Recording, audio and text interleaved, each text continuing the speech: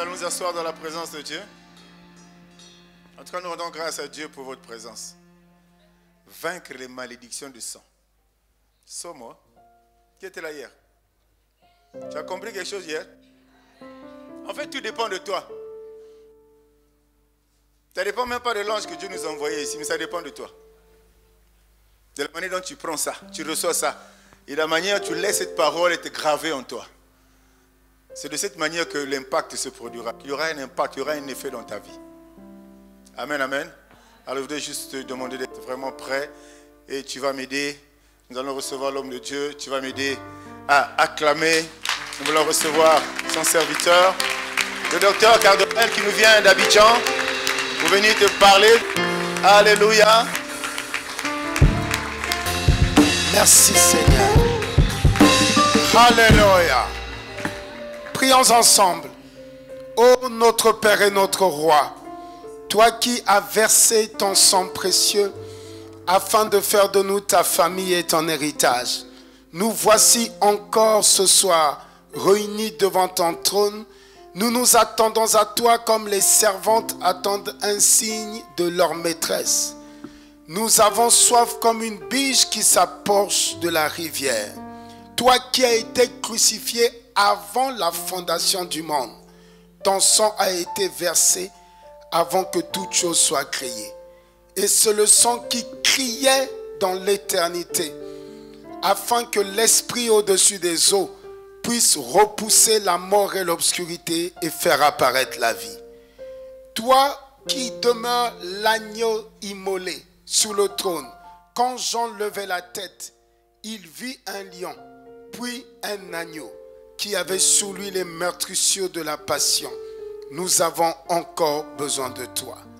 Seigneur, ouvre le chemin de chacun ici. Ouvre la mer Rouge. Ouvre le voile.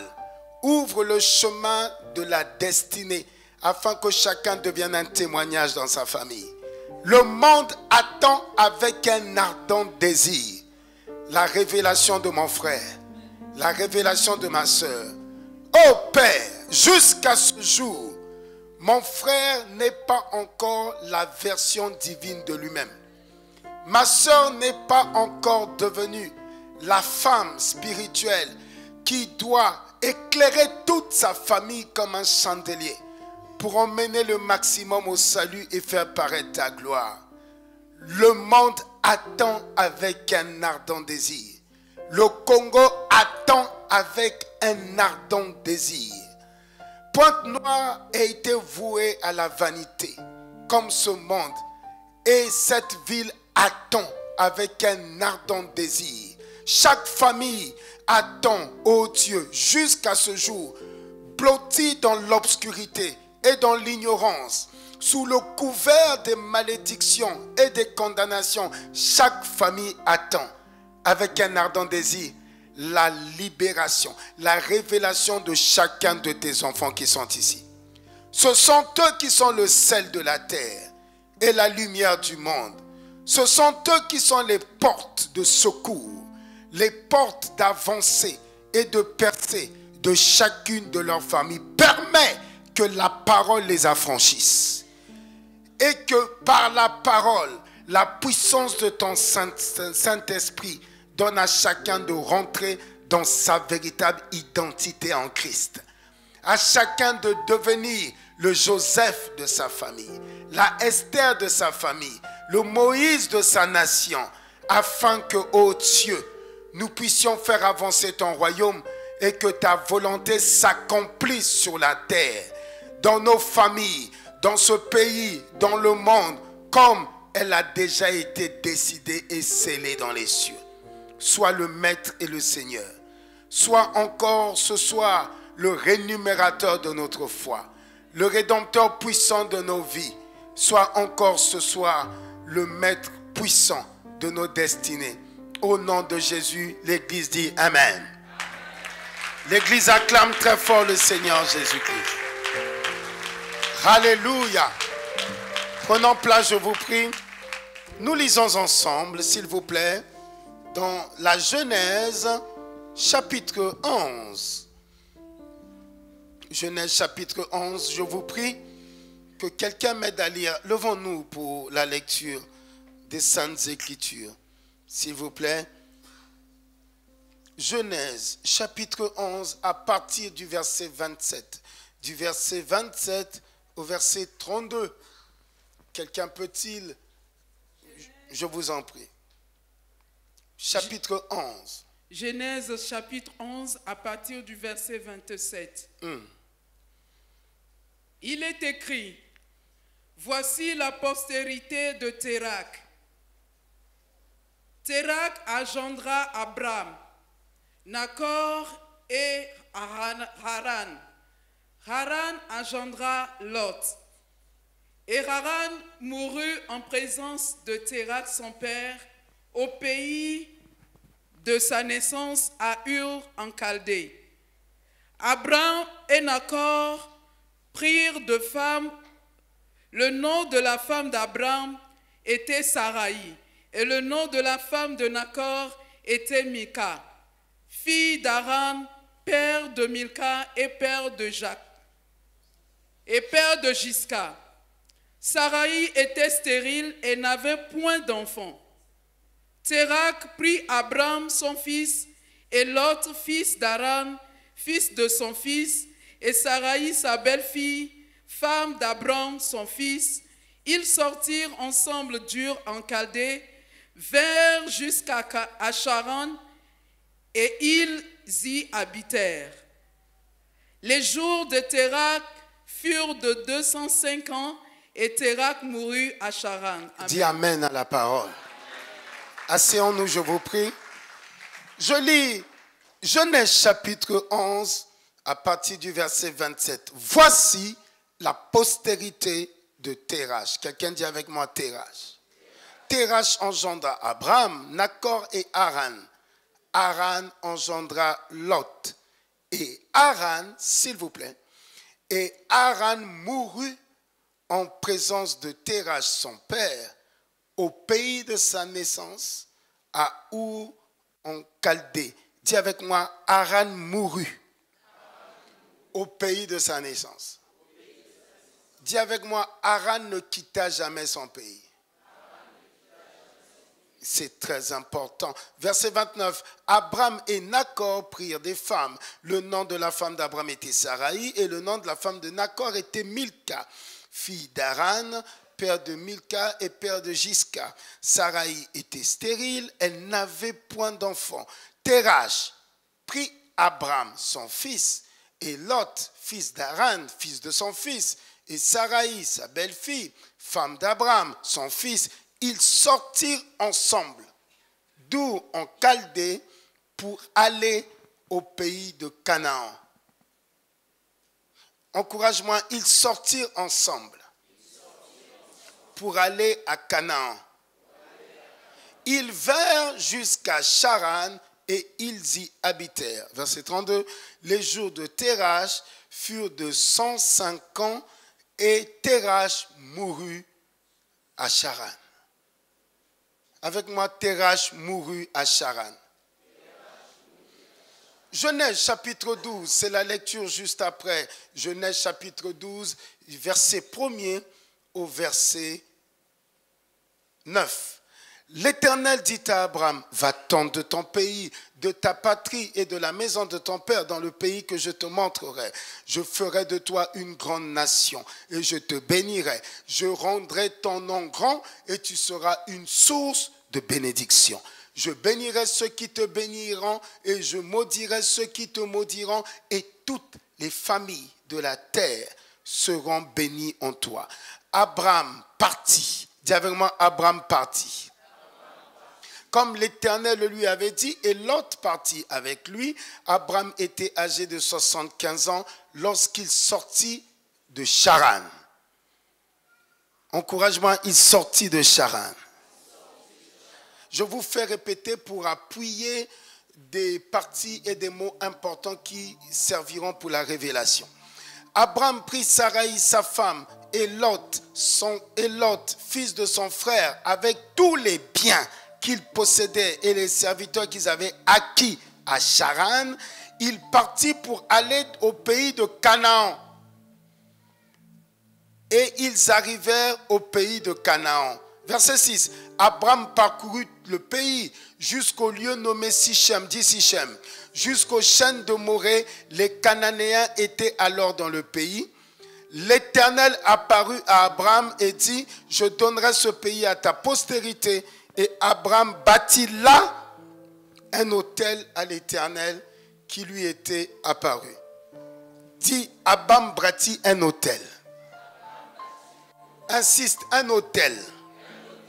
Verset 8. Il se transporta de là vers la montagne, à l'orient de Bethel, et il dressa ses tentes, ayant Bethel à l'occident et Haï à l'orient. Il bâtit encore là un autel à l'Éternel, et il invoqua le nom de l'Éternel. Dit, il bâtit encore un autel à l'Éternel. Je voudrais brièvement partager avec vous sur quelque chose d'important pour votre vie spirituelle et pour votre réussite en Christ, les 7 autels des patriarches. Alléluia. Abraham est reconnu comme notre père dans la foi. Amen. Est-ce que Abraham est le père de la foi de quelqu'un ici?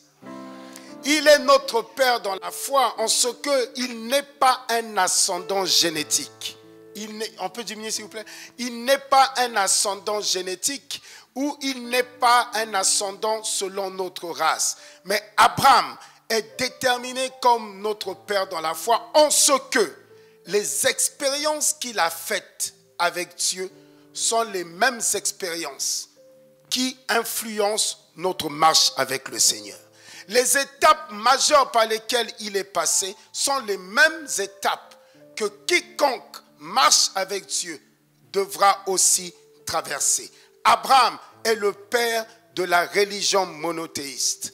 Il est le père des 3 grandes religions. Son expérience avec Dieu, ses combats et ses victoires, son expertise dépasse la notion de religion ou d'église. Elle indexe les réalités surnaturelles qui influencent la vie d'un homme et la vie de toute personne qui marche ici-bas avec le ciel sur sa tête pour l'influencer. La Bible dit que Abraham est né et a grandi dans sa patrie originelle qui était la Chaldée, à Our en Chaldée. Et c'est là qu'il est né. Son père s'appelait Terach. Et à un certain moment, pour des raisons sociales, Terach a décidé de quitter son pays de toujours et d'aller à Canaan, dans le croissant fertile. Terach avait entendu parler de Canaan, de ses terres fertiles et de son commerce florissant. Terach avait reçu le témoignage que tous ceux qui habitaient à Canaan finissaient par prospérer. Et il voulait le meilleur pour sa famille. Il voulait un avenir pour ses enfants et le meilleur pour les enfants de ses enfants. Terach était un homme aux pensées nobles. Il était un père responsable, comme beaucoup d'entre nous ici. Il était un homme bien qui voulait le meilleur pour sa descendance.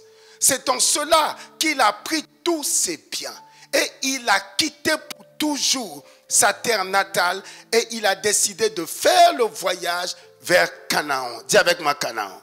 Le projet de Canaan n'a pas commencé avec Abraham. Non. Le projet d'aller conquérir Canaan, d'aller prospérer à Canaan, n'a pas commencé avec Abraham, mais avec son père, qui était un grand patriarche dans leur région et qui s'appelait Terach. Et la Bible dit que Terach s'est mis en route, comptant sur son intelligence, sur ses possibilités et sa richesse. Et à un certain moment du voyage, ils ont fait une station ils ont fait une station à retrouver la ville avec moi. C'est Charan, n'est-ce pas? Ils ont fait une station à Charan où il fallait se ressourcer. Alors Terach s'est arrêté pendant quelque temps pour se refaire. non seulement pour récupérer des forces, réorganiser sa famille, car le voyage est lent, mais pour aussi se refaire financièrement, pour aussi se refaire matériellement. Donc, il s'est installé temporairement, peut-être 2 mois ou 3 mois. Il avait prévu peut-être de faire 4 mois, le temps de bien se refaire pour pouvoir satisfaire aux besoins du voyage. Il était là à Charan. Mais la Bible dit qu'il est mort à Charan. Il n'a pas pu finir son voyage. Son voyage n'a pas abouti. Et depuis ce jour, Abraham demeurait à Charan avec sa famille et tout le monde. Et Abraham n'a pas continué le voyage pour plusieurs raisons. Et il est resté à Charan, il est devenu un habitant de Charan jusqu'au jour où le Dieu du ciel s'est révélé à lui. Dieu s'est révélé à lui. Il a écouté la voix de Dieu. Il a reçu la révélation et par la foi, Abraham a pris tout son courage. Il s'est levé de Charan pour continuer le voyage que son père n'avait pas pu achever. Mais chose étrange, nous sentons Abraham tremblant pendant son voyage. La Bible dit que dès qu'il s'est avancé un peu, et il a fait quelques kilomètres, il a quitté Charan. Abraham s'est aperçu que le pays est devant lui. La première des choses qu'il fait, il dresse un autel. Et après, il reste dans le lieu où l'autel est dressé. Il est rassuré. Et ensuite, il continue son voyage. Il avance encore. Mais dès qu'il est arrivé en un autre lieu, il dresse de nouveau un autel. Et il invoque l'Éternel. Et Abraham, pendant toute sa vie comme ça, a dressé 4 autels. Isaac n'en a dressé qu'un seul. Et les 2 autres derniers autels, dont Bethel, ont été dressés par Jacob. Et les patriarches à eux-mêmes ont dressé 7 autels. Abraham dressait un autel le long du chemin dans son voyage parce que Abraham avait conscience de quelque chose. S'il vous plaît, vous avez un père et un fils. Les 2 sont d'une même famille. Ils ont le même projet. Arrivé à Canaan, il y en a un qui reste en route. Il meurt. Il n'atteint jamais son projet. La mort le fauche avant qu'il puisse réaliser son rêve. Et vous en avez un autre qui a pu arriver à destination et finir son voyage. La grande différence entre Abraham et Terach, c'est 2 grandes différences. La première, c'est que Terach s'est levé de lui-même par ambition. Il n'a consulté aucun Dieu. Il n'a pas cherché l'Éternel. Il a compté sur sa force, son intelligence et son argent. La deuxième, c'est que Abraham a attendu que Dieu lui parle. Abraham ne s'est pas levé par ambition personnelle, mais par révélation. Et tout ce qu'il faisait, il le faisait par obéissance. Bien-aimé, tu ne peux pas atteindre ton objectif si tu ne sais pas compter sur Dieu. Il y a des paramètres ici-bas qui te dépassent. Et il y a des forces dans l'existence qui te dépassent de trop loin. Il y a des choses qui sont plus puissantes que l'argent. Il y a des problèmes que l'argent ne peut pas régler. Il y a des forces qui dépassent tes diplômes, qui dépassent le nom de ta famille, qui dépassent tes biens et qui dépassent tout l'argent que tu peux accumuler. Mais rien ne dépasse la grandeur de Dieu et la puissance du Dieu d'Abraham. Ton acclamation active la faveur de Dieu dans ton projet et dans ce que tu entreprends. Et j'ai vu ton amen prolonger ta route et ton projet jusqu'au succès au nom de Jésus. Alléluia. Ne mets pas ta confiance en ton intelligence, mais en toute chose dans ta vie, consulte l'Éternel. Ne mets pas ta confiance en ton argent, en tes relations ou en ton cœur, mais en toute chose. Et avant toute chose, consulte l'Éternel. Consulte l'Éternel ton Dieu. Attends son top départ avant d'engager toute chose. Avant de commencer toute chose, tu finiras toujours ton voyage. Ne consulte pas ta famille, ne consulte pas tes amis, ne consulte pas la presse, mais cherche le conseil de l'Éternel. Et tu pourras finir ton voyage. Je prie pour toi que la grâce de Dieu te localise. Et que sa main puissante soit sur toi dans le projet que tu as en ce moment. Pour les études que tu fais en ce moment. Dans le projet de voyage que tu as en ce moment. Le projet de mariage que tu as en ce moment. Qu'après ce programme, que Dieu te permette d'écouter sa voix. De recevoir son conseil et sa direction. Afin que tu finisses ton voyage dans la gloire. Au nom de Jésus-Christ. Alléluia. La deuxième erreur que Terach a commise et que Abraham, par contre, a évité. Terach avançait le long de sa route, mais il n'a jamais rendu gloire à Dieu. Il n'a jamais dressé un autel pour dire, oh Dieu, mon voyage est long, mais j'ai déjà fait quelques kilomètres par ta grâce. Et je t'en suis reconnaissant. Reçois le symbole de ma reconnaissance par cet autel de sacrifice. Bien-aimé, si tu es là où tu es aujourd'hui, c'est par la grâce de Dieu. Si tu penses que tu es là parce que tu as toujours assez d'argent pour régler les ordonnances, ou parce que tu es plus intelligent que ceux qui sont partis avant toi, bien-aimé, c'est que tu n'as pas compris ce que c'est que la vie. C'est que tu es encore ignorant et peut-être que ton orgueil t'obscurcit. Chacun de nous, et moi le premier, sommes là aujourd'hui par la grâce de Dieu. Et la pure grâce de Dieu. Tu t'es réveillé ce matin par la pure grâce de Dieu. Tu marches à 2 pieds pour venir à l'église. Tu n'es pas handicapé par la pure grâce de Dieu. Tu sais lire et écrire. Tu as un diplôme par la pure grâce de Dieu. Il y a des femmes plus belles que toi qui ne sont plus. Des gens plus riches que toi que le corona a emporté. Des gens 1000 fois plus intelligents que toi qui sont dans des chaises roulantes. Il y a des gens meilleurs que toi, qui prient plus que toi, qui jeûnent plus que toi, qui ne sont plus aujourd'hui. Si dans ta vie, tu ne sais pas apprécier la grâce de Dieu, alors que peux-tu savoir célébrer et glorifier? Oh, que le Seigneur reçoive ton acclamation comme l'appréciation de sa grâce absolue. Praise-le! Alléluia! La Bible dit que Moïse nous a apporté la loi, mais en Jésus-Christ, nous avons reçu grâce pour grâce. Alléluia!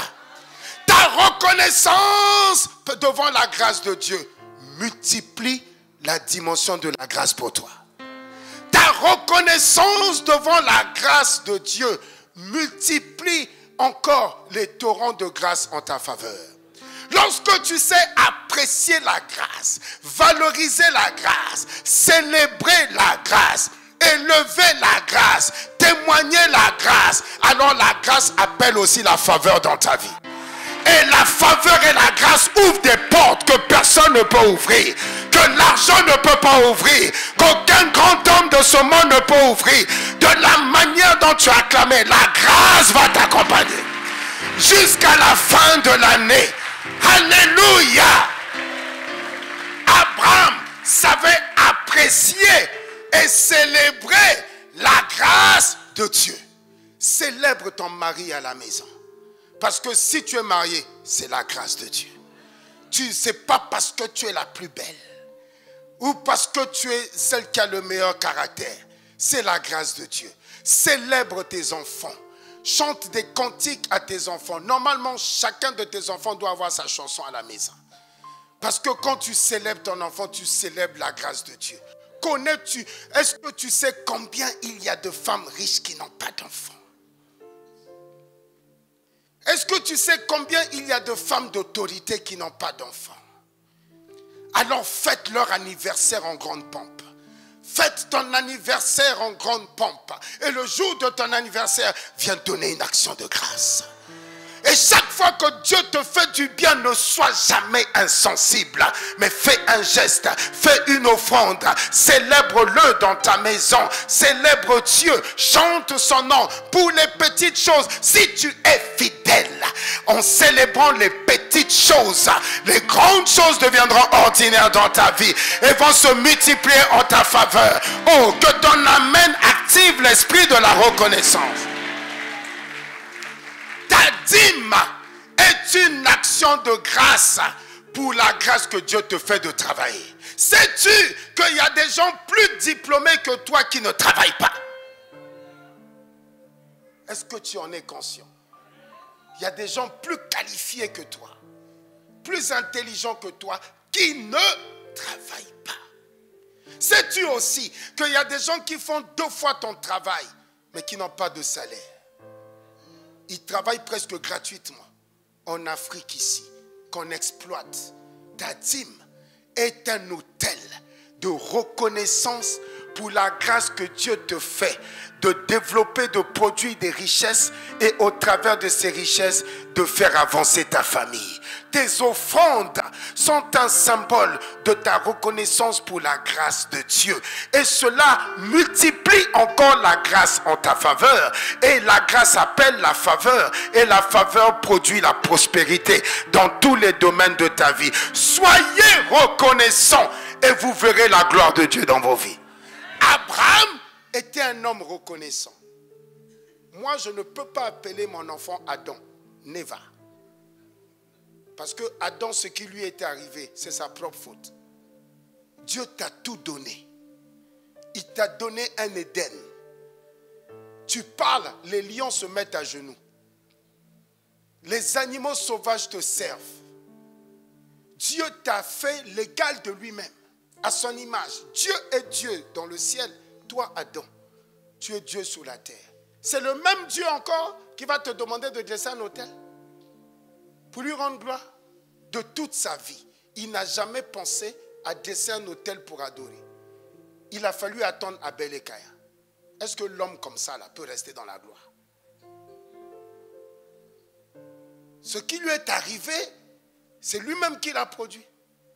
Est-ce que Dieu a besoin de lui demander de dresser un autel pour l'adorer? Tout ce que Dieu a fait pour lui. Adam était éternel. Il ne comptait pas le temps. Parce que à quoi sert-il à quelqu'un qui est éternel de compter les jours et le temps? Il n'avait pas d'âge. Il était éternel. La mort est rentrée après la chute. Adam était éternel. Mais jamais un jour, il n'a dressé un autel. Ce sont ses enfants qui, pour la première fois, ont dressé un autel. Est-ce que l'homme comme ça peut rester dans la gloire? Si vous n'êtes pas reconnaissant, la grâce va vous vomir. Mon frère, tu n'es pas reconnaissant, la grâce va te vomir. Si la grâce de Dieu te vomit, que devient ta vie? Qu'es-tu? Que deviendras-tu? As-tu un futur? La différence entre Terach et Abraham, c'est les 2 choses qui peuvent te permettre de réussir en Christ. 1, la révélation et pour marcher dans l'obéissance. Il n'y a pas quelqu'un parmi nous ici qui est plus sage que Dieu et puis qui est plus intelligent que lui. Alors tes projets et tes voyages ne peuvent réussir que si Dieu est au départ et Dieu est avec toi. Dieu n'est pas un pompier. Mon Dieu n'est pas un pompier. Il n'est pas ton pompier pour que de toi-même, tu t'engages à faire des choses et quand il y a le feu, tu l'appelles. Mon Dieu intervient quand tu le mets au début de ce que tu fais. Il est l'alpha et l'oméga. Si tu veux le voir à la fin, tu le mets aussi au début. Mais si tu commences de toi-même, comptant sous ton orgueil, tu te lèves par ambition. Lorsque le diable va t'attaquer en route ou le feu va se lever, Dieu n'est pas un pompier. Chacun de vous ici, vous avez des enfants. Quand vous dites à un enfant, ne va pas là-bas. Quand vous dites à un enfant, attends, pas maintenant. Quand vous dites à un enfant, patiente d'abord. Quand vous dites à votre enfant, ne fais pas ça. Et que votre enfant se lève de lui-même. Et qu'il va faire ce qu'il a envie de faire. Quand il se casse la tête, vous ne réglez pas le problème. Vous le laissez revenir pour l'éduquer et pour lui faire comprendre que prochainement, il faut m'écouter. Et c'est ainsi que tu réussiras dans la vie. Alors, ce que tu as commencé avec Dieu aujourd'hui, quand un problème va arriver, Dieu n'est pas ton pompier. Mais si tu veux terminer ton voyage et réussir dans tout ce que tu as entreprise, commence avec la révélation et par obéissance. Et ta vie sera toujours dans la gloire. Alléluia. Deuxièmement, sois reconnaissant. Valorise la grâce. Élève la grâce. Parce que tout ce que tu es, et tout ce que tu as, et tout ce que tu fais, moi le premier, c'est par la pure et la totale grâce de Dieu. Alléluia. Abraham avait compris beaucoup de choses. Abraham savait que sa famille avait un problème. Dis avec moi un problème. Abraham a vu l'histoire de sa famille. Il a vu que dans sa famille, beaucoup meurent sans jamais quitter le lieu de naissance. Et quand tu veux t'éloigner du lieu de naissance pour aller chercher mieux, tu meurs en route. C'est pour ça qu'Abraham est resté à Charan et il n'a pas bougé. Abraham savait que son père avait quitté où pour aller à Canaan. Et Abraham savait que Charan n'était pas chez eux. Et qu'il devait peut-être, pour honorer la mémoire de son père, continuer le voyage jusqu'à Canaan. Abraham savait que les conditions de vie étaient meilleures à Canaan qu'à Charan. Mais il est resté bloqué là. Parce qu'il avait peur. Et parce qu'il connaissait sa famille. Et qu'il sait que dans ma famille, quand tu veux t'éloigner, aller trop loin, tu meurs en route. Mais Dieu est venu se révéler à lui. Et quand Abraham a écouté la voix de Dieu, il a aussi compris que là où Dieu parle et intervient, là où la parole prophétique vient vers toi, ce n'est plus ton affaire, ni l'affaire de ta famille, mais ça devient le projet de Dieu. Oh, que ton amen active la ponction de la parole prophétique. Alléluia. Il a eu confiance en Dieu. Sa foi a remplacé sa peur. Et il s'est levé par obéissance. Et il a pris tout le monde pour achever le voyage de son père. Mais la Bible dit, dès qu'il a fait une petite distance, il s'est arrêté. Il a dormi, il se réveille le matin, il dit, ah, je suis encore vivant. Je ne suis pas mort. Et pour ne pas mourir vite, il a dressé un autel. Or, l'autel n'a de valeur que si dessus on verse le sang. Un sacrifice sanglant.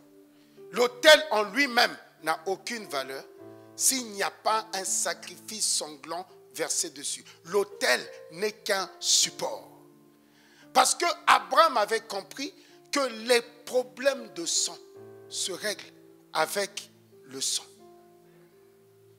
Tous les problèmes de sang ne se règlent qu'avec le sang. Tu as un parent malade à l'hôpital, la personne est très anémiée. Si la personne est un peu anémiée, on va commencer par du fer.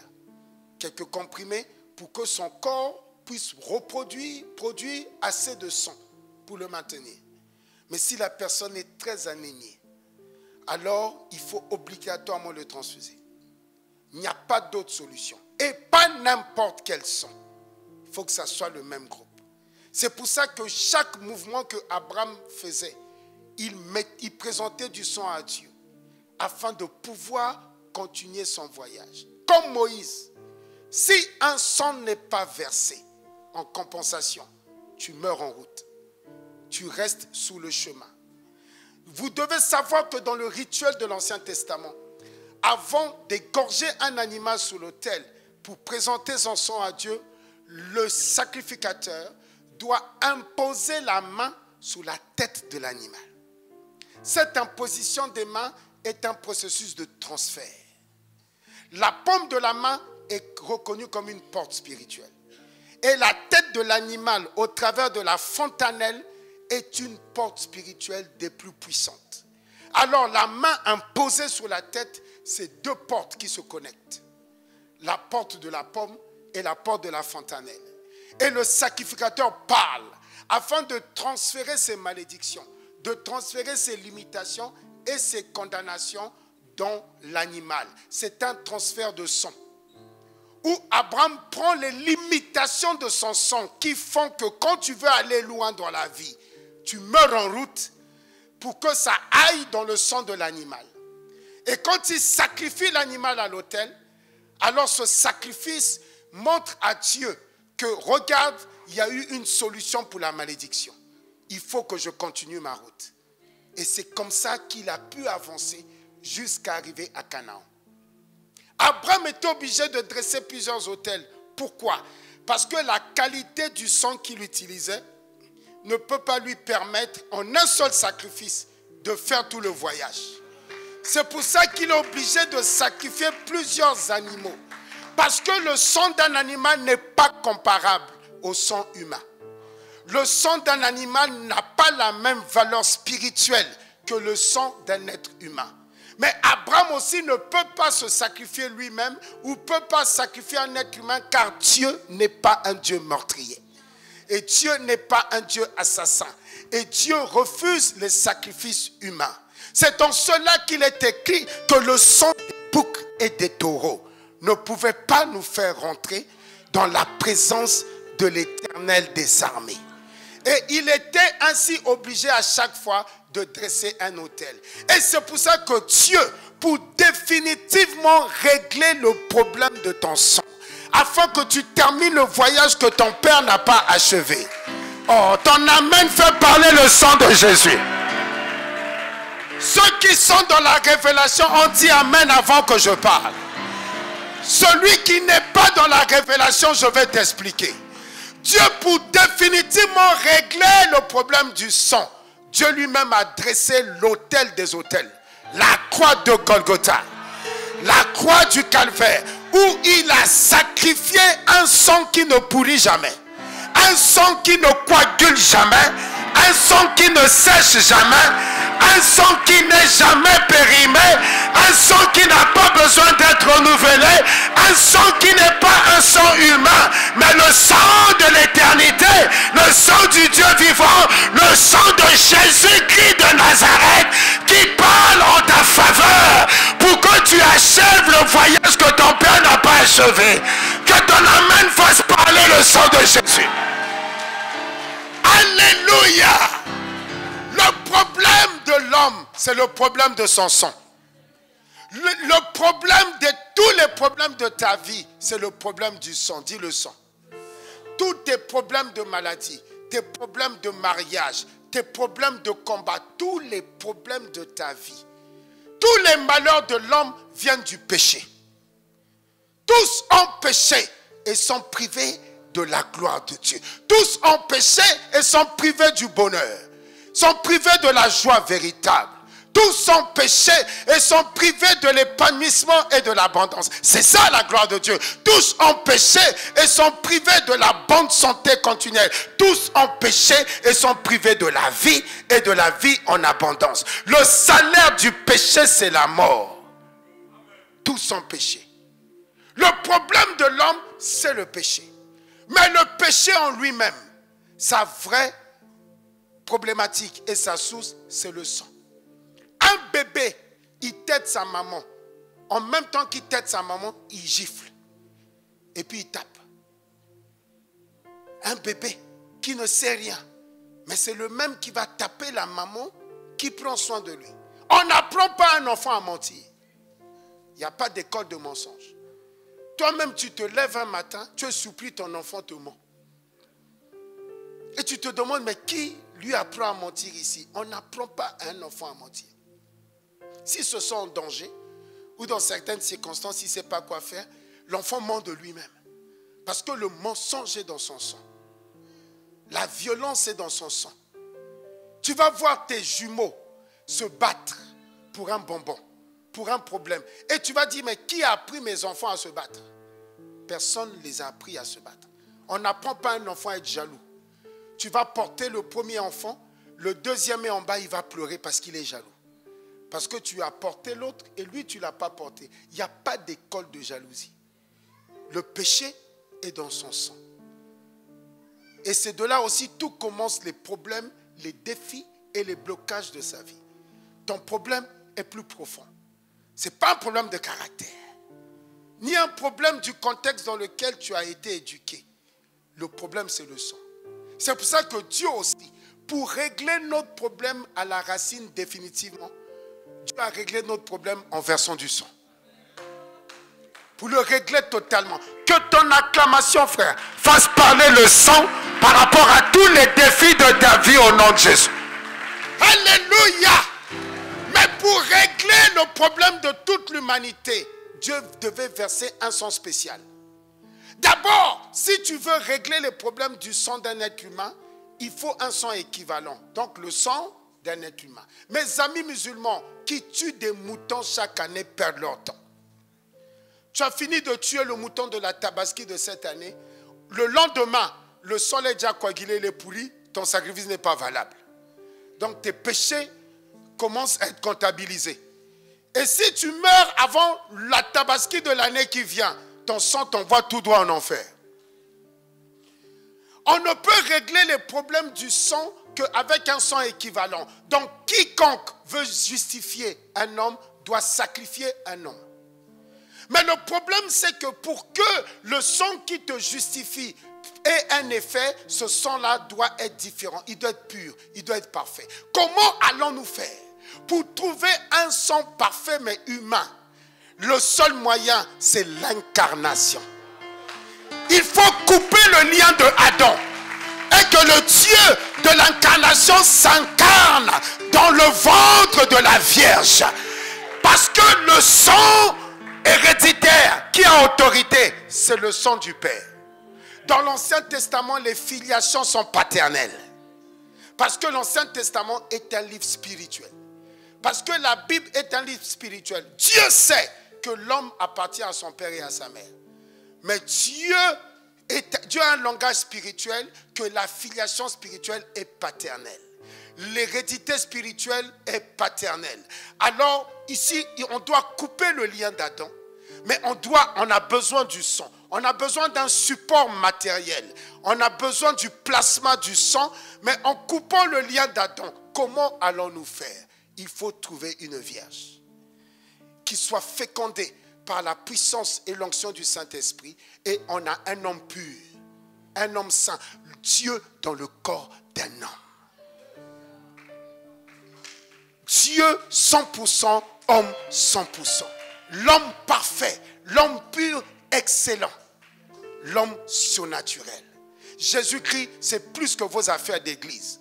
Vos palabres inutiles de dénomination. Vos histoires de religion. Jésus, c'est ton salut et la solution à tous les problèmes de ta vie. Ton amen active le sang de l'agneau en ta faveur. Praise the living God. Alléluia. Lorsque je te parle de Jésus, ne me parle pas des pasteurs. Tu confonds tout et tu ne sais pas de quoi je parle. Lorsque je te parle de Jésus, ne me parle pas de ton pasteur qui a escroqué un tel, qui a fait ceci. Ça n'a rien à voir. Je te parle du sang de la rédemption. Je te parle du sang de la délivrance qui crie plus fort que le sang d'Abel. Je te parle de Jésus-Christ et de la croix. Ne me parle pas d'église. Ne me parle pas de dénomination. Je te parle du seul moyen possible pour que l'homme trouve le salut. Que l'homme trouve la solution. Il n'y a pas un autre nom qui ait été donné parmi les hommes par lequel nous devrions être sauvés, sinon que le nom de Jésus-Christ. Alléluia.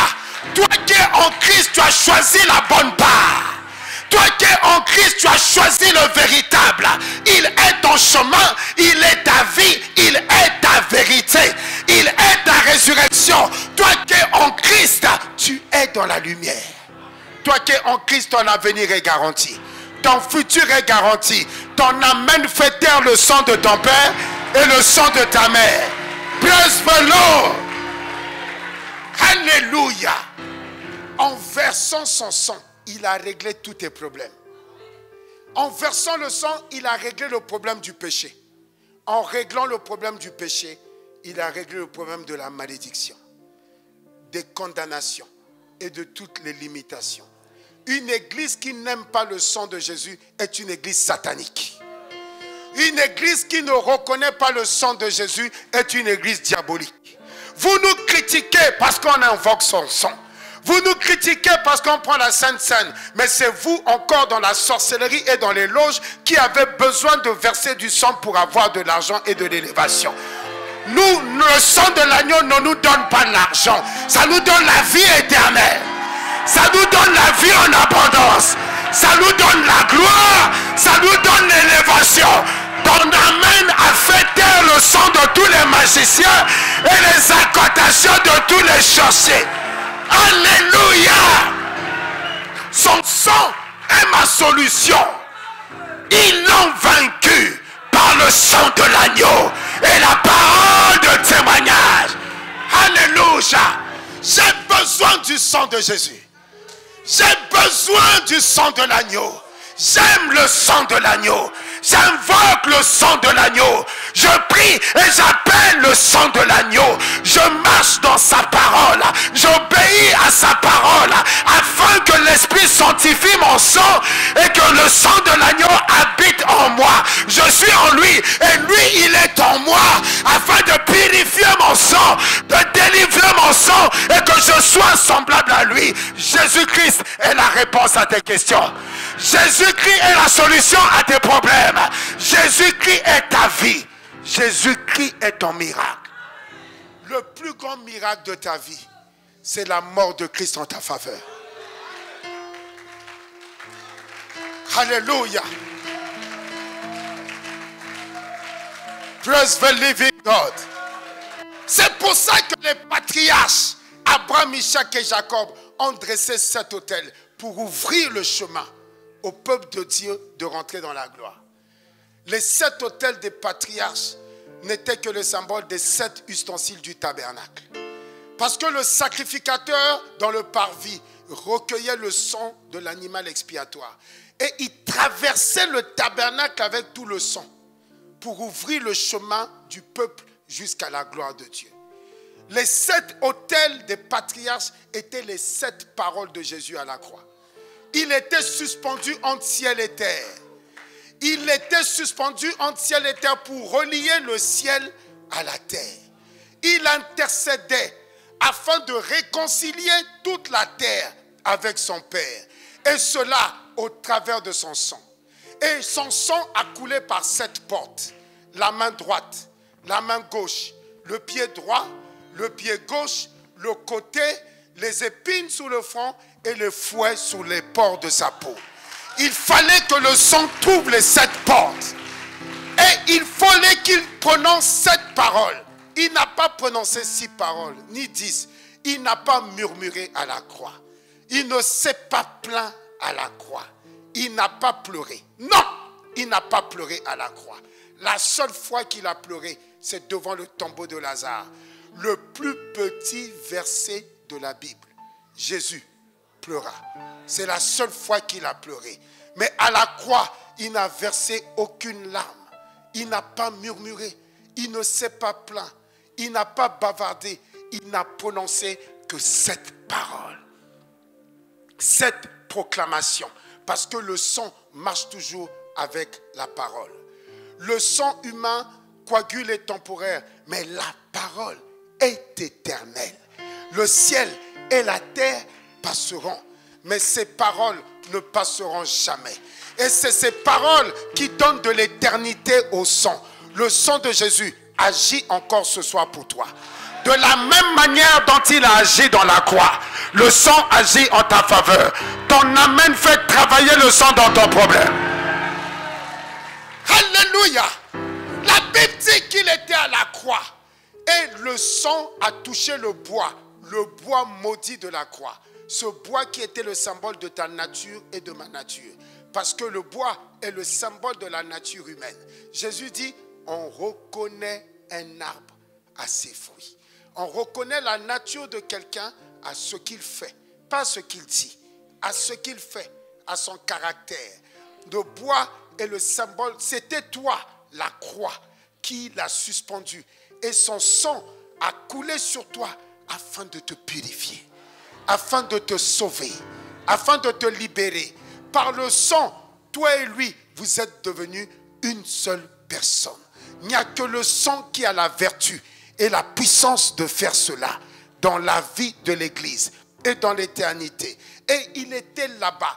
Et lorsque les gouttes de sang tombaient de son corps, touchaient la terre, la Bible dit pendant qu'on le crucifiait, quand les gouttes ont touché la terre s'est mise à trembler.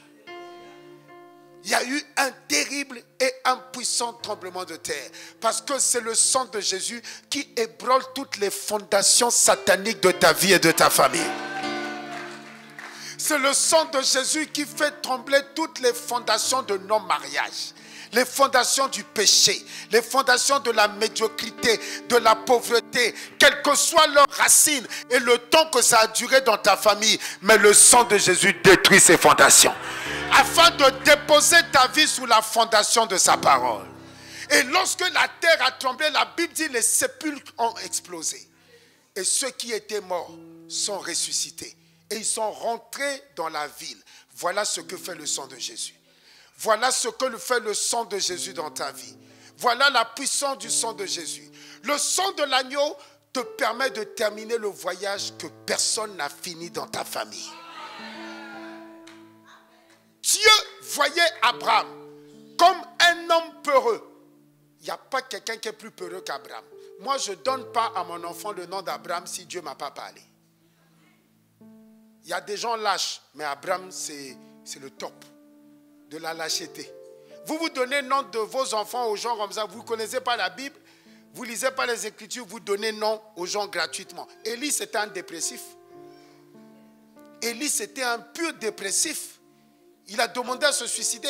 Toi, depuis que l'ennemi te fatigue, les déboires que tu as eu dans le Seigneur, tu n'as jamais voulu te suicider. Mais Élie, lui, a demandé, mon fils ne peut pas s'appeler Élie. À moins que Dieu me parle. Abraham, c'est un lâche notoire. Quelle que soit la galère ici, il n'y a pas quelqu'un qui peut vendre sa femme. Mais Abraham l'a fait. Dieu a vu un peureux, un lâche. Dieu a vu quelqu'un qui est terrorisé par l'histoire de sa famille. À un tel point qu'il a préféré rester à Charan. Mais Dieu l'a aimé. Et Dieu l'a appelé. Et Dieu lui a dit, lève-toi. Avec moi, tu vas dépasser les limites du sang de ta famille. Et non seulement tu vas dépasser les limites du sang de ta famille, mais tu vas devenir aussi une bénédiction pour toutes les autres familles. Je parle à quelqu'un qui est ici. Si dans ta famille, tu es la seule véritable personne qui adore Dieu en esprit et en vérité, c'est parce que c'est toi qui as été choisi par le ciel pour dépasser les limites financières de ta famille, les limites spirituelles de ta famille. Ton amen fait taire les réclamations de sang. Alléluia. Tu vas bien regarder dans ta famille. Le seul premier adorateur en esprit en vérité, c'est toi. Dans ta famille, les gens vont à l'église avant ta naissance. Ils vont à l'église depuis des générations. C'est les mêmes, quand il sort de l'église, il va se saouler. Il va s'enivrer, boire tous les vins des Vili, là, tous les vins là. Il se saoule avec ça. Et puis après, le lendemain, parfois il est diacre, responsable à l'église, ou bien il chante à la chorale. Dans ta famille, les gens, tous les dimanches, ils ne manquent pas les messes, ils ne manquent pas les cultes. Mais dès qu'ils sortent de là, il y a un problème dans la famille, quelqu'un est mort, on a perdu quelque chose, il va chez le féticheur. Il va consulter. Les gens sont religieux, mais les gens ne sont pas convertis. Et tu vas remarquer, pourquoi est-ce que c'est toi qui n'aime même pas l'aîné? Pourquoi est-ce que c'est toi qui n'aime même pas le cadre? Pourquoi est-ce que c'est toi qui n'a rien de spécial, parfois qui a été rejeté? Pourquoi est-ce que c'est toi qui es le premier serviteur, le premier consacré? C'est toi qui es le premier adorateur en esprit et en vérité. C'est parce que Dieu t'a choisi comme Abraham. C'est toi qui vas dépasser les limites de sang. Et par toi, ton élévation, le chemin sera ouvert pour les autres. Si tu es d'accord, dis Alléluia. Alors tiens ferme et persévère. Quel que soit ce que tu vis dans le Seigneur, tiens ferme et persévère. Le rôle que tu as joué dépasse les tribulations que tu vis aujourd'hui. Ce n'est pas une affaire personnelle de ton mariage, de ton travail. Ce n'est plus une quête personnelle de ta stabilité. Non, il s'agit de la délivrance de toute ta famille. Il s'agit de la libération de tes frères, de tes petits frères, de tes petites sœurs.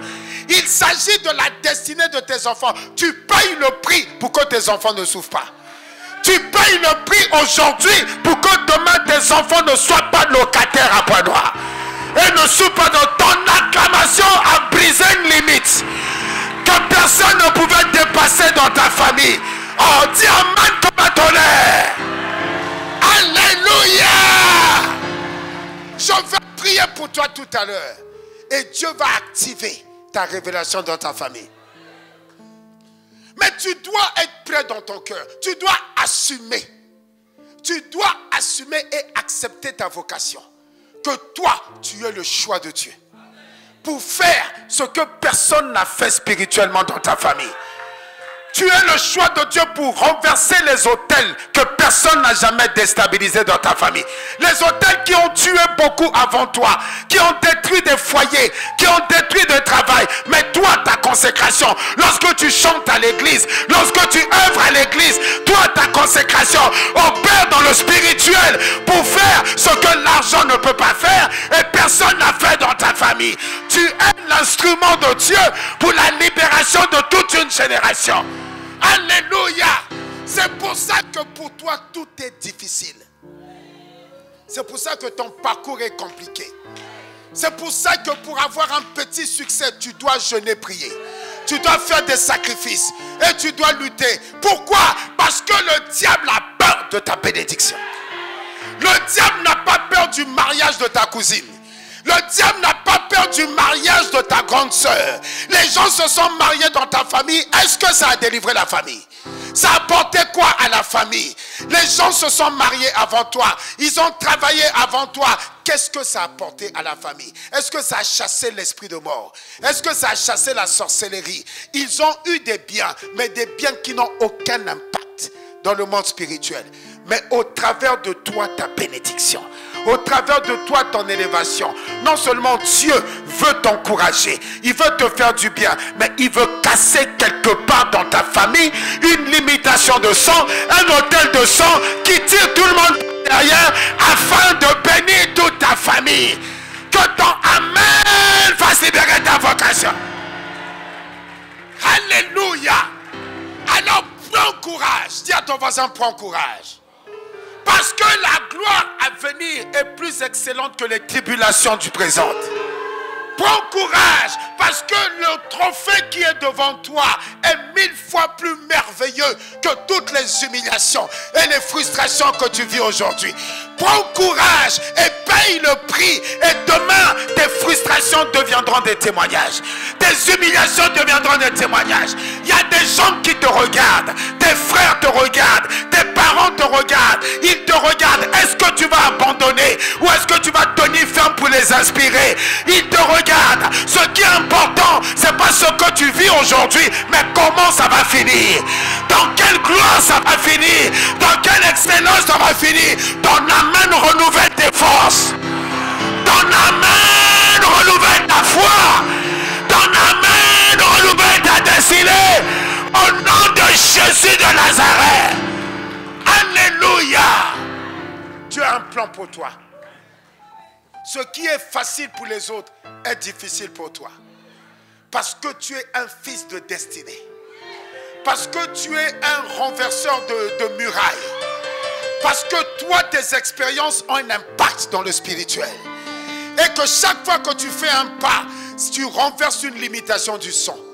Et tu permets aux autres d'avancer avec toi.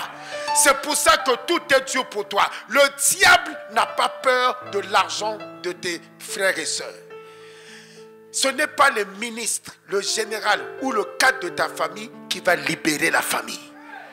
Mais c'est toi qui as été choisi. C'est toi qui as été choisi. Alors tiens ferme et persévère. Persévère un peu. Le sang va t'ouvrir la porte. Le sang va t'ouvrir le chemin. C'est le sang qui libère les peuples. Moïse a frappé l'Égypte, mais Pharaon a résisté. Mais quand le sang de l'agneau a été versé, il a été déposé sous les portes. Pharaon a cédé. C'est le sang qui a ouvert la mer Rouge. C'est le sang qui a noyé les Égyptiens. C'est le sang qui les a accompagnés jusqu'au Sinaï. Prends courage. Ne baisse pas les bras. Dis à ton frère, ne baisse pas les bras. Reviens dans ton département. Reviens à ton premier amour. Reviens à ton premier zèle. Reviens à ta fidélité à tous les cultes, à tous les programmes. Dieu a besoin de toi. L'ennemi veut te refroidir et te décourager. Toi, tu es attaqué parce que le diable connaît l'ampleur de ton élévation. Le diable connaît la grandeur de ta bénédiction. Alors prends courage. Prends courage. Alléluia. Je veux terminer. Je ne veux pas abuser de votre temps. Je veux te donner comment fait-on pour activer le sang, pour verser le sang. Comment fait-on?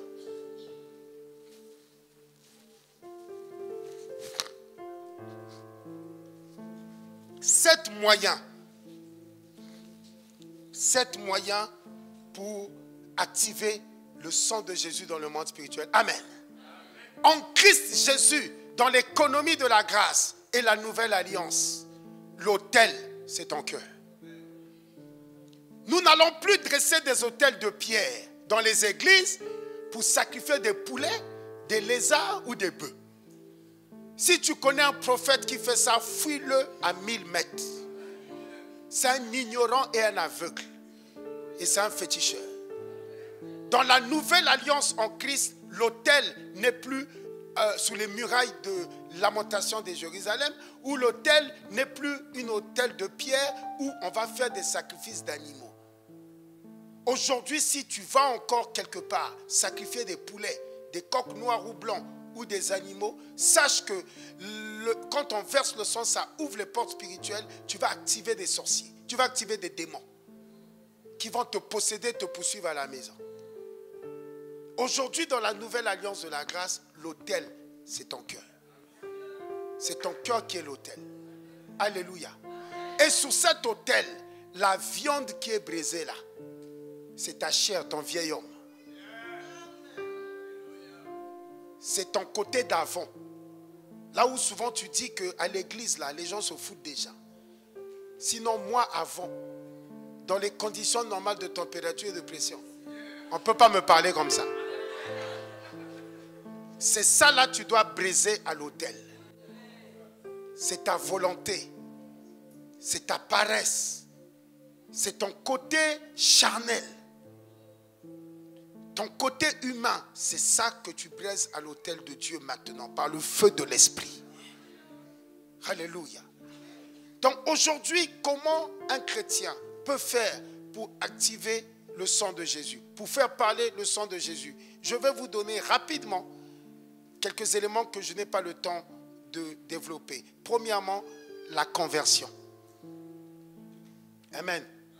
La conversion. Tu dois savoir que dans l'Ancien Testament, la conversion est symbolisée par la circoncision.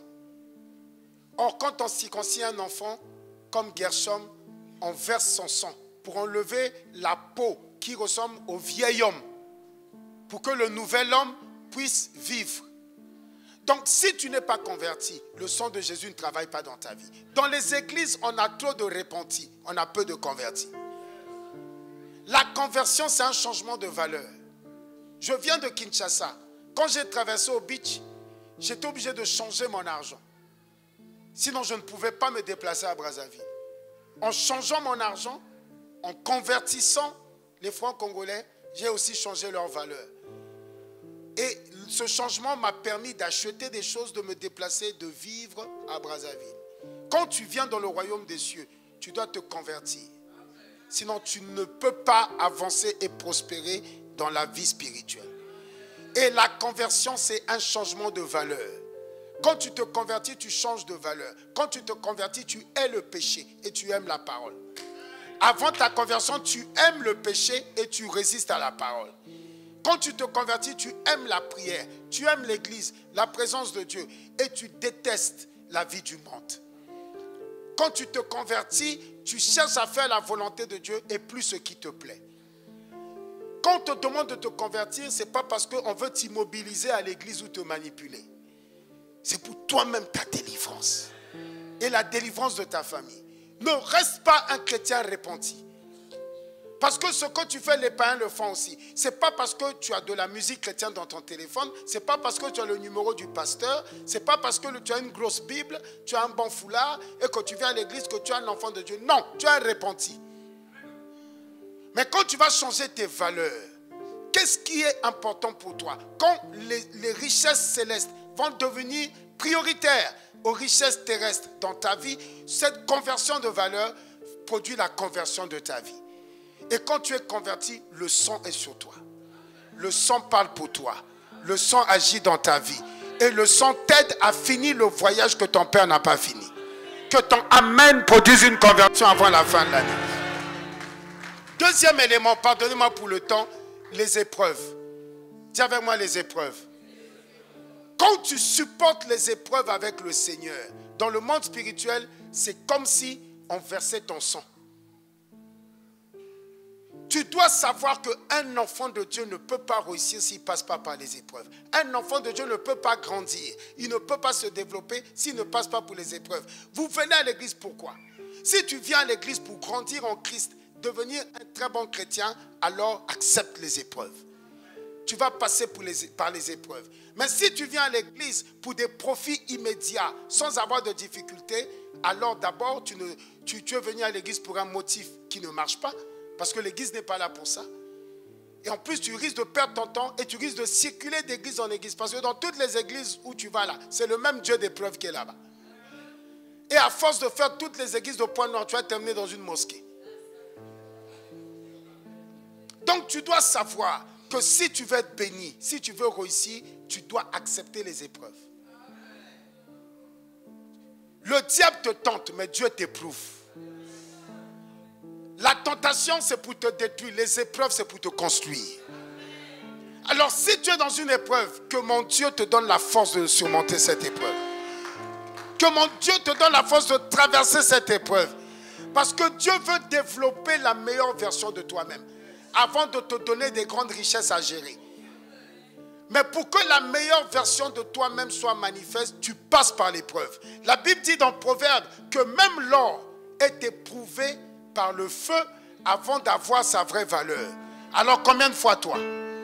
Que Dieu te donne la force, qu'il te soutienne et que tu sois courageux et que tu traverses cette épreuve parce que l'épreuve précède l'élévation. Dis amen pour être victorieux dans cette épreuve. Alléluia. Le troisième élément qui va te permettre de faire parler le sang de Jésus, c'est la Sainte Seine. La Sainte Seine est sacrée. L'Église marche avec la Sainte Seine. Jésus-Christ nous a laissé la Sainte Seine. Et tu ne dois pas manquer le culte quand il y a Sainte Seine. C'est peut-être l'un des cultes les plus importants du mois. Quand il y a Sainte Seine, c'est le culte que tu ne peux pas manquer. Et quand il y a Sainte Seine, tu dois te préparer depuis la maison. Tu te prépares depuis une semaine, tu ne viens pas comme ça. Tu te prépares, si tu veux, tu jeûnes. Mais reste dans la présence de Dieu, évite de pécher. Le dimanche, il y a Sainte Seine, tu te réveilles le matin, tu tapes d'abord tous les enfants qui sont dans la maison. Tu insultes tous les enfants. Et puis tu viens à la Sainte Seine, tu prends des apparences de sœurs, tu viens à la Sainte Seine. Ça ne marche pas. Il y a même des gens, avant de venir au culte, ils se chamaillent avec son mari. Ils font palabre. Après, tu viens prendre la Sainte Seine. Non, ce n'est pas un fétiche. La Sainte Seine marche en fonction de toi, la perception et la révélation que tu as de cette action. Et la Sainte Seine est extrêmement puissante. Puissante, extrêmement puissante. Pour faire parler le sang de Jésus dans les défis et les situations que tu traverses dans la vie. L'église primitive était extraordinaire, surnaturelle. L'église primitive avait des grands miracles. Pourquoi? Eux, ils faisaient la Sainte Seine tous les jours. Lundi, mardi, mercredi, jeudi. Ils faisaient la Sainte Seine tous les jours. Tous les jours. Les gens rentraient du travail, on venait à l'église, on faisait la Sainte Seine, un petit enseignement tous les jours. Tous les jours, ils faisaient la Sainte Seine. Alors, respecte ce temps important. Amen. Comment activer la puissance du sang de Jésus dans sa vie? Les sacrifices. Un chrétien, un enfant de Dieu doit savoir faire des sacrifices à Dieu. Amen. Quand on parle de sacrifice, On ne parle pas d'argent. Quand on parle de sacrifice, c'est que tu fais une bonne action qui te coûte cher. Faire une bonne action qui te coûte cher. C'est ça un sacrifice. Tu n'as que 2 chaussures. Tu as 2 jolies chaussures. C'est les 2 chaussures-là qui te permettent de frimer dans tout point noir. Et tu as remarqué une sœur de l'église qui n'a même pas de chaussures. Qui vient en sandales. Et toi, tu prends une de tes jolies chaussures. Tu prends la plus jolie, hein? La plus jolie, là. Et tu donnes à la sœur. C'est un grand sacrifice. Et c'est très puissant. Dans le spirituel, c'est comme si tu as versé du sang. Et ça parle en ta faveur. Ça arrête beaucoup de combats. Ça ouvre beaucoup de portes. Quand tu es à l'église et qu'il y a une sœur à l'église qui critique une dame qui vient ici toujours avec le même habit, c'est que Dieu, au travers de ses critiques, te demande d'aller donner tes meilleurs habits à cette femme. Si tu as écouté la critique et tu as ri avec la personne qui a critiqué, tu as péché. Mais si tu as utilisé la critique pour habiller la sœur, non, tu as déclenché ton miracle. Ceux qui aiment Dieu ont acclamé.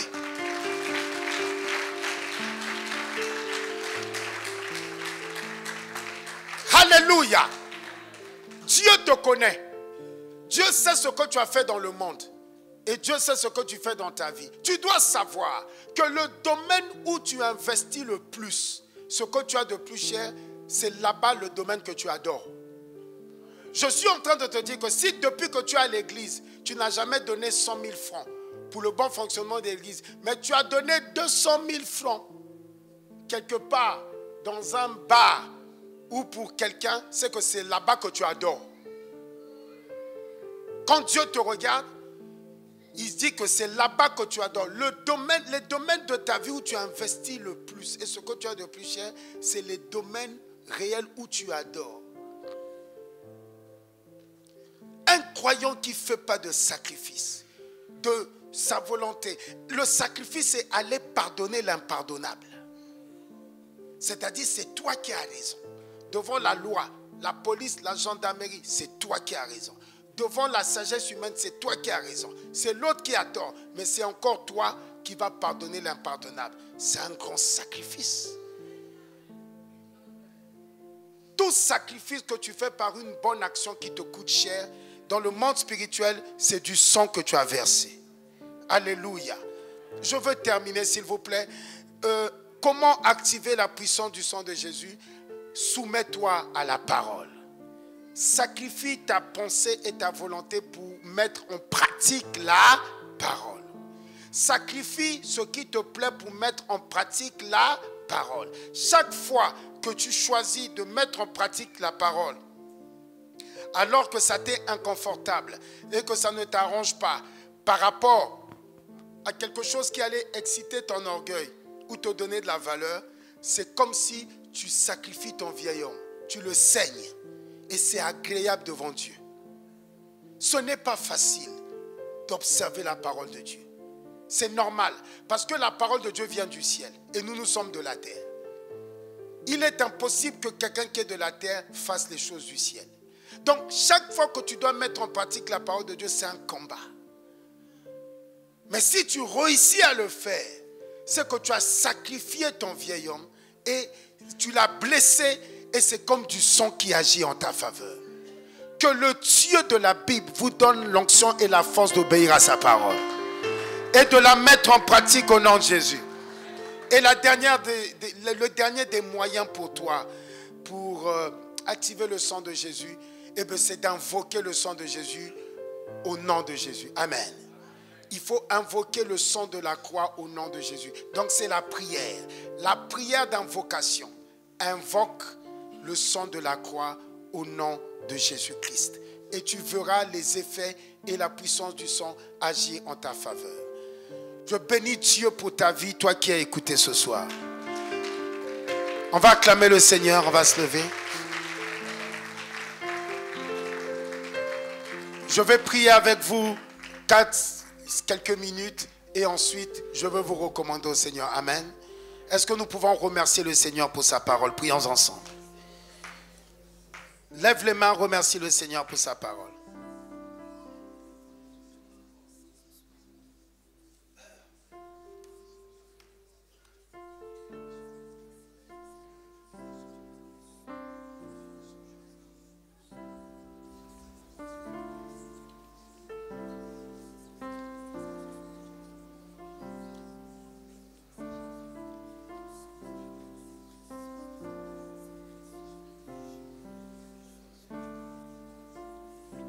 Rends-lui la gloire pour sa parole. Merci Seigneur. Ta parole est la vérité, Père. Permets que cette parole devienne accomplissement, victoire et libération dans la vie de ton peuple. Oh, alléluia. Maintenant, lève les mains et invoque le sang de Jésus sur ta vie. Sur tous les défis, les combats de ta vie. Sur tous les voyages que tu as, tes projets, tes perspectives, tes entreprises. Invoque la puissance du sang de l'agneau. Hey!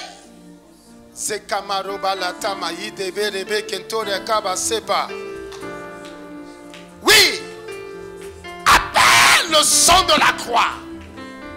Oh Dieu, que ton sang vienne à mon secours. Pour mes défis. Invoque le sang de Jésus dans ton foyer. Le sang de Jésus pour ta santé. Invoque le sang de Jésus. Le sang de la croix. Le sang de victoire. Le sang de délivrance. Invoque-le pour ta santé. Invoque-le pour ta santé.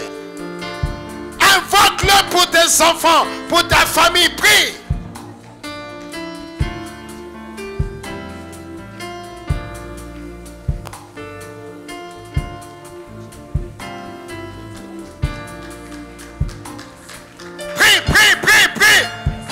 Si comme Abraham le bébé vont se porter papa.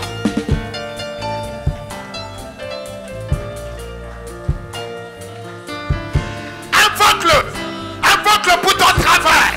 Pour ton travail. Invoque le sang de l'agneau. Ton travail, tes projets, tes entreprises. Oh Dieu, que ton sang me donne de terminer dans la réussite et dans la gloire. Que ton sang fasse taire les réclamations, les limitations qui m'empêchent d'aller de l'avant et de prospérer. Prie.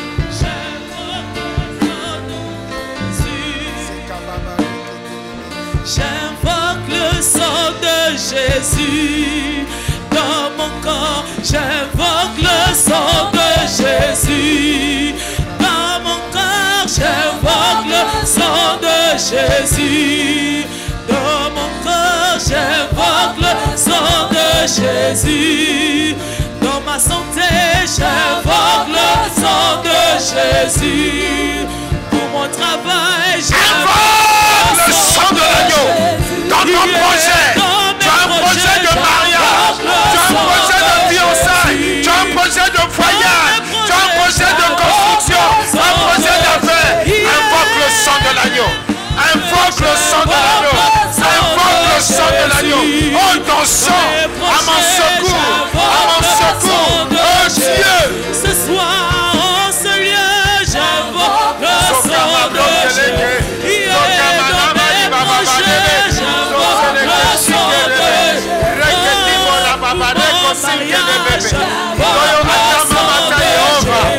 Pour la vie de mes enfants, j'invoque le sang de Jésus. Pour mon travail, j'invoque le sang de Jésus. Ce soir en ce lieu, j'invoque le sang de Jésus. J'invoque le sang de Jésus. Dis 3 fois très fort, Amen. 2, 3. Lève les 2 mains. Nous allons faire une seule prière. C'est une prière de délivrance, une prière de déblocage, une prière de percée, une prière de victoire. Le Seigneur veut toucher 6 personnes. Au travers de ces 6 personnes, il veut toucher 6 familles. Vous avez été sélectionnés ce soir pour recevoir votre miracle et votre délivrance totale. Mais ça dépend de la manière dont tu vas prier. Ta prière peut débloquer ta vie pour toujours. Ta prière peut changer ta situation pour toujours. Lève les 2 mains, dis: oh Dieu, au nom de Jésus, j'invoque le sang de Jésus. Le sang de Jésus. Je vous entends pas. Le sang de Jésus. Le sang de la croix. Le sang de l'agneau. Le sang de victoire. Le sang de l'autel. Le sang de la paix. Le sang de la de Jésus, dans tous les combats que je vis en ce moment, le sang de Jésus, dans toutes les batailles que je traverse en ce moment, le sang de Jésus, contre les blocages, le chômage, la pauvreté, la maladie, le rejet, le problème, les frustrations, le célibat, le sang de Jésus, contre les malédictions, les limitations, les condamnations, les oppressions, les réclamations, le sang de Jésus contre les blocages que je vis actuellement. Je proclame la victoire par le sang de Jésus, la victoire par le sang de Jésus, la destruction par le sang de Jésus de tout esprit qui fatigue ma vie, qui possède ma vie, qui attaque ma vie, esprit de famille, esprit de la sorcellerie, esprit des eaux, esprit de serpent, esprit de mort, esprit de mort, esprit de mort, démon, esprit humain, esprit vampire, oh Dieu, tout esprit, toute puissance, quelle que soit sa nature, quelle que soit sa force, qui contrôle ma vie, qui bloque ma vie, je détruis, je brise, je renverse. J'ai la victoire par le sang de Jésus, le sang de Jésus, le sang de Jésus. Quand je bats les mains,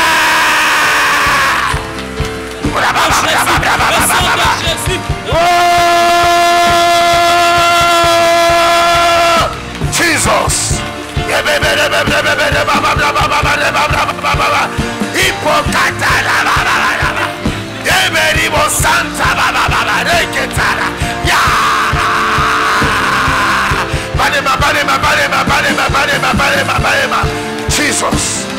Jesus, Jesus, Jesus, Jesus, Jesus. Hey, the blood of Jesus, blood of Jesus, blood of Jesus, power.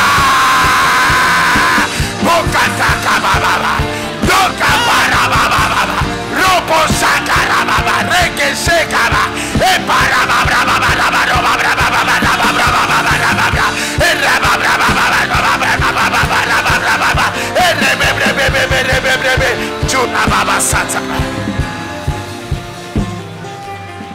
dites à fort victoire. Lève tes deux mains.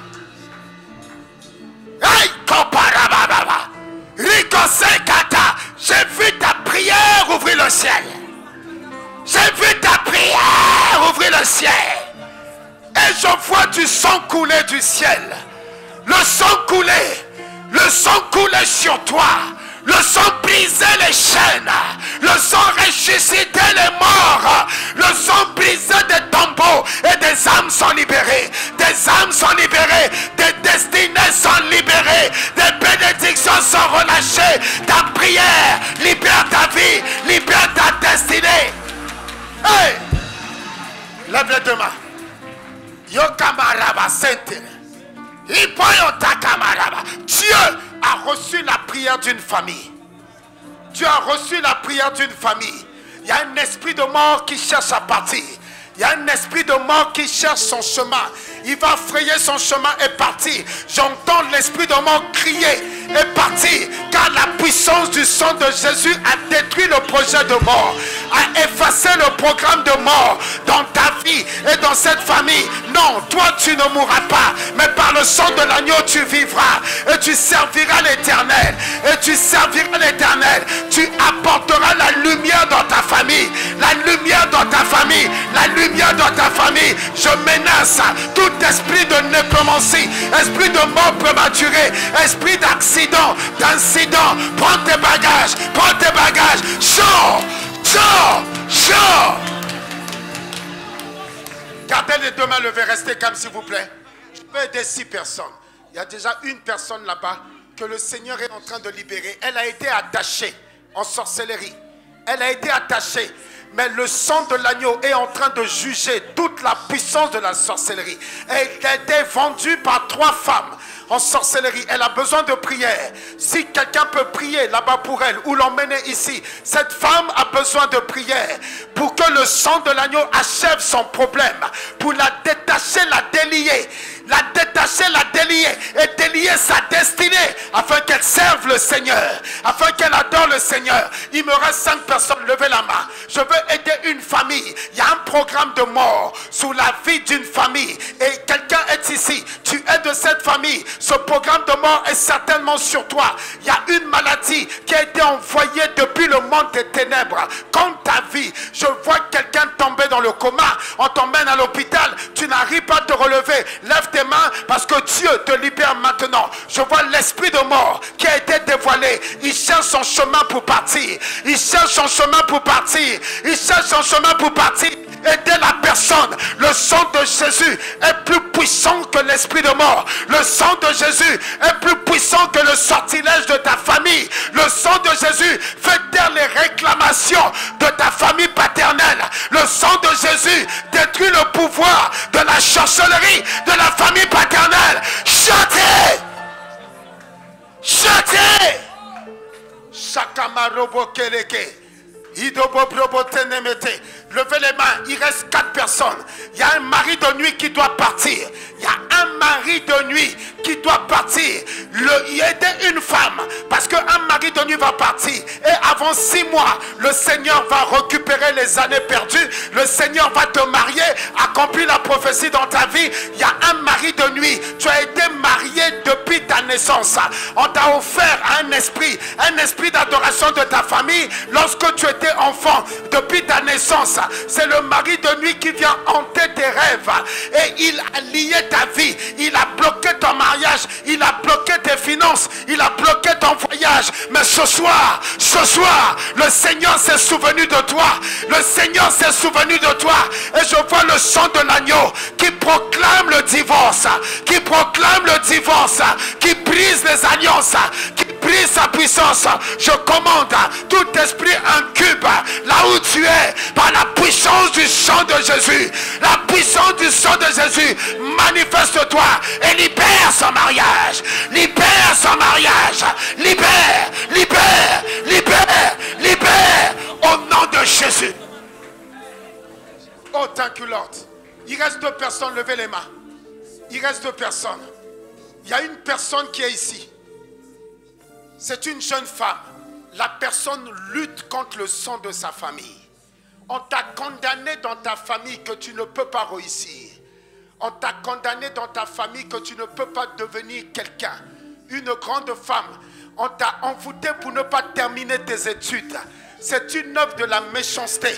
Il y a une opération de la sorcellerie familiale pour t'empêcher de t'élever dans la société, pour avoir des grands diplômes et pour que tu travailles. Ils veulent te limiter parce qu'ils veulent rendre ta mère malheureuse, tes parents malheureux. Ils ont vu ton étoile et ils savent que tu es une grande femme, que tu vas réussir et que tu vas aider tes parents, tu vas bénir tes parents. Et pour ne pas que tu arrives à ce niveau, ils sont en train de te combattre. Ils combattent ton sang. Mais au moment où tu écoutes ma voix, la puissance de Dieu t'a localisé. La puissance de Dieu vient sur toi, descend sur toi pour détruire et renverser la puissance de la limitation familiale, de l'envoûtement familial. Brise les sommets, brise les chaînes pour libérer ta vie, libérer ta destinée. Lâchez-la.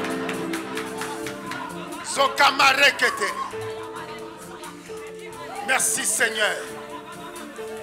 Merci Seigneur pour ta miséricorde et ta bonté, pour ta fidélité et ta compassion. Merci Seigneur pour ta grâce et ta paix. Au nom puissant de Jésus-Christ. Levez les 2 mains, je vais aider une dernière personne. Et nous allons nous revoir dimanche. Seigneur, merci pour ton peuple. Ta miséricorde est grande. Ta miséricorde déploie ta grâce dans la vie de ton peuple. Oh Jéhovah. Il y a une servante de Dieu ici qui lutte contre Dieu. Il y a une servante de Dieu qui lutte contre Dieu. Mais cette grâce qui est dans ta vie et cette onction qui va se connecter à ta grâce pour tomber sur toi, cette onction va briser ta résistance. Aujourd'hui, Dieu a fermé des portes pour que tu le serves. Dieu a fermé des portes pour que tu le serves. Tu le serves. Ton alliance, c'est le service de Dieu. Ton alliance, c'est l'intercession. Tu porteras le fardeau des faibles. Le fardeau des faibles. Il a mis la prophétie sur tes lèvres. Je vois un ange toucher tes lèvres. Aider une femme. La puissance de l'esprit te prend comme un tourbillon afin de réveiller le meilleur de toi, la servante de Dieu qui est en toi. Il a mis une épée dans ta main, il a touché tes lèvres par un feu dévorant, par l'onction prophétique. Par l'onction prophétique, ton ministère va libérer ta famille, ton ministère protège ta famille, ton ministère ouvre le chemin de tes enfants.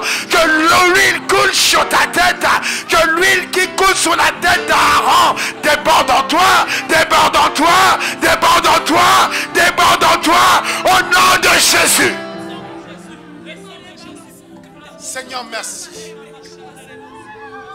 Merci pour ta grâce. Merci pour ta fidélité. Merci, tendre Père. À toi l'honneur, à toi la gloire. Tu es Mekadishkem. Tu es Hachem. Tu es Shama. Tu es Adonai. Merci, Seigneur. Merci, Seigneur. Je prie pour une dernière personne. Merci, Seigneur. Un homme ne se porte pas bien. Un homme a été ensorcelé. Je vois, c'est une puissance de maraboutage. Je vois que c'est dans le domaine des affaires. Je vois que c'est dans le domaine de ton travail, de ton entreprise. Mais là où tu es, mon frère, la puissance de Dieu a repris le contrôle de ta vie. Le sang de l'agneau te lave et te purifie. Tu es guéri et tu es libéré. Ce mal quitte ta vie pour toujours. Et la grâce de Dieu solidifie et fortifie ta vie pour toujours. Seigneur, merci pour ton peuple, que tous reçoivent leur portion de la douche du sang de l'agneau selon leurs défis et leur appel individuel.